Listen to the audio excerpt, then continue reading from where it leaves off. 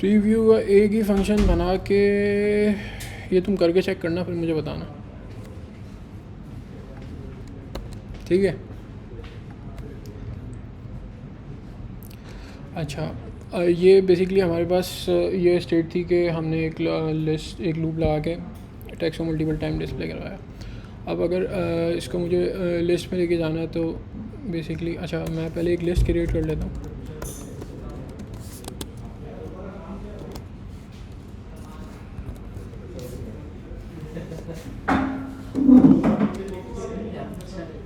ठीक है,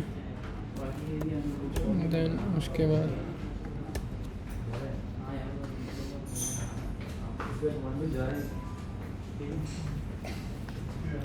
अच्छा यहाँ पे मैं नंबर डिस्प्ले करवा देता हूँ इंस्टेड के टेक्स्ट आए ताकि हमें पता चले।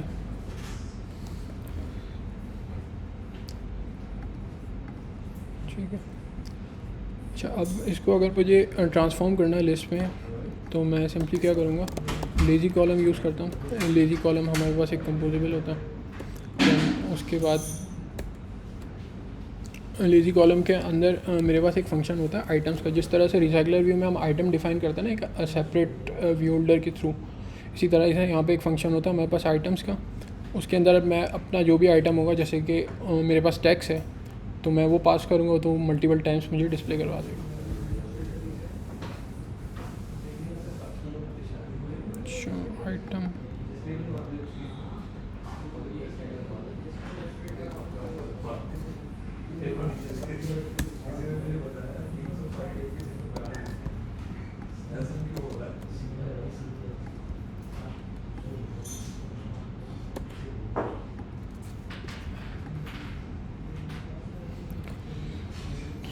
ठीक है। अच्छा बस ये बेसिकली मेरे पास मुझे 3 स्टेप थे। एक मैंने सबसे पहले लेज़ी कॉलम का एक ब्लॉक क्रिएट किया, दैन उसके अंदर आइटम्स का फंक्शन कॉल किया और उसके अंदर मैंने अपनी लिस्ट पास करी।